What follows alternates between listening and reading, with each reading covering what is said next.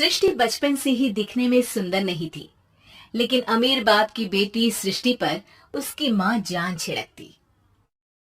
मेरी बेटी कितनी प्यारी है, भगवान सबको सृष्टि जैसी बेटी दे। सृष्टि धीरे धीरे बड़ी होती है। एक दिन सृष्टि की सहेली कहती है, तू दिखने में कितनी अजीब सी है, लेकिन मैं जानती हूँ हम सब में सबसे अच्छी शादी तो तेरी ही होगी। तेरे पापा अमीर जो है।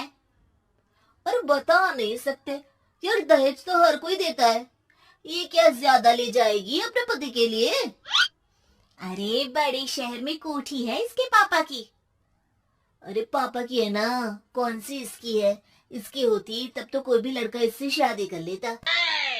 अरे पापा की मतलब पापा की है तो मेरी ही है ना? किसने कहा? अब तेरी तो तब होगी ना जब तेरा भाई ना हो।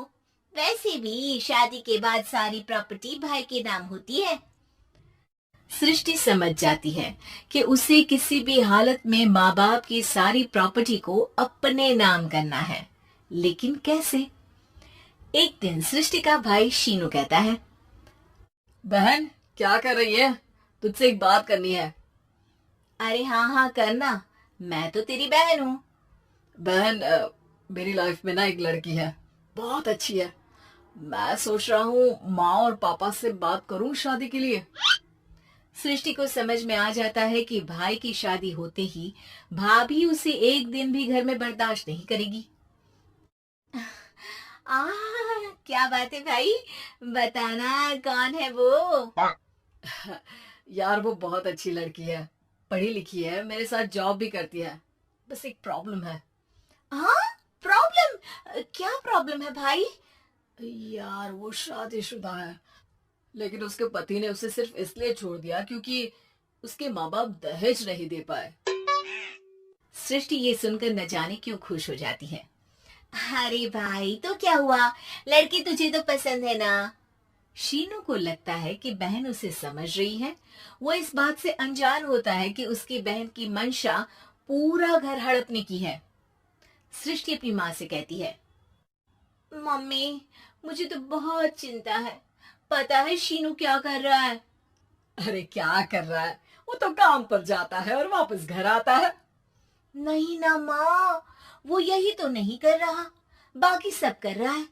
आपको पता है उससे प्यार है, और वो भी एक शादीशुदा लड़की से। है? ये क्या हो गया? मैं सोसाइटी में क्या मुंह दिखाऊंगी? अरे तेरे पापा तो यही कहेंगे कि मैंने ही उसे बिगाड़ दिया है। माँ देखो, मेरी बात मानो, पापा पर भी विश्वास करने की जरूरत नहीं है। अब आप ही बताओ, पापा इतनी देर घर के बाहर रहते हैं क्यों, बोलो? अरे बेटा वो तो नौकरी करते हैं ना। तू बहुत भोली है माँ। पापा का ऑफिस तो 7 बजे खत्म हो जाता है, लेकिन देखो कितनी देर से आते हैं। अरे नहीं नहीं बेटा, ऐसी कोई बात नहीं है। सृष्टि माँ को एक औरत से बात करते पिता की फोटो दिखाती है। देखो माँ कैसे हैं पापा, मैं ना कहती थी कि पापा सही नहीं है। मैं तेरे पापा से बात करूंगी, दे फोटो मुझे। ओ माँ, वो तो डिलीट हो गई।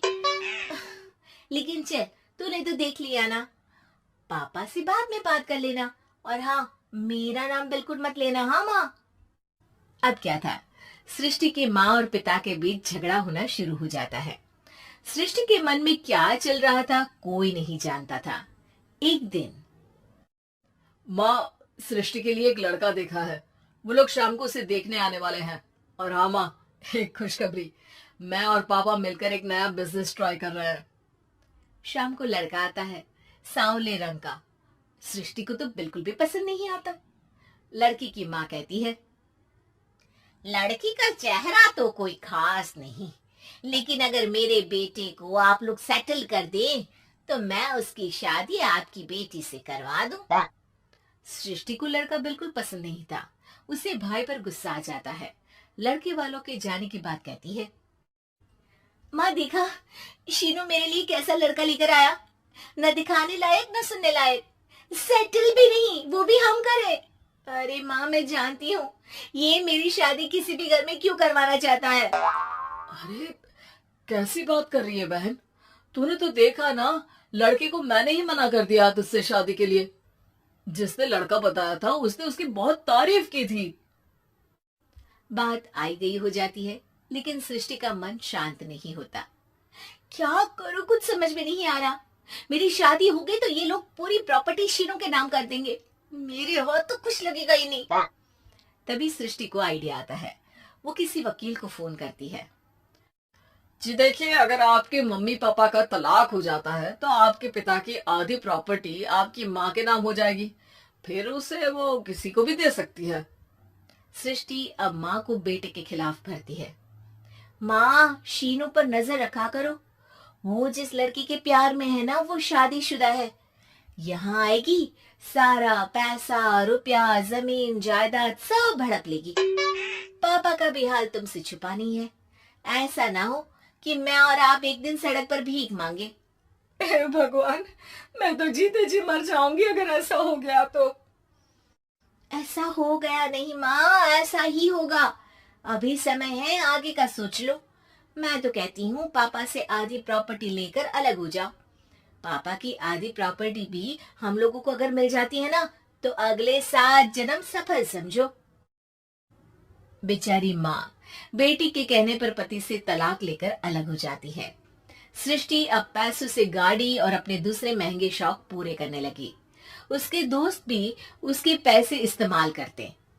सृष्टि, कल तुम कहाँ थी? मैं सारा दिन घर पर अकेली थी। तो मैं क्या करूं? मैंने ठेका तो नहीं लिया है ना तुम्हें संभालने का। माँ को सृष्टि से ये उम्मीद नहीं थी। वो बैठकर रोने लगती है। वहीं उसका पति यानी कि सृष्टि के पिता आ जाते हैं। मैं जानता था कि तुम्हारा यही हाल होगा, तो आपने मुझे रोका क्यों नहीं? मैं रोकता तो तुम रुकती क्या? सृष्टि के कहने पर तुमने मुझ पर, अपने बेटे पर शक किया, लेकिन तुम ये भूल गई कि कैसे हम दोनों ने मिलकर जीवन में इतना सब खड़ा किया। माँ पति के गले लग जाती है। मुझे माफ कर दीजिए, मैंने आपकी कमाई का एक बड़ा हिस्सा गवा दिया। कोई बात नहीं, तुम साथ हो तो मैं ऐसी 7 प्रॉपर्टी खड़ी कर दूंगा। तभी वहां सृष्टि आ जाती है रोते हुए। माँ, मयंक ने मुझे छोड़ दिया। वो बोल रहा था जब तक मेरे पास पैसे थे तब तक ही वो मेरे साथ था,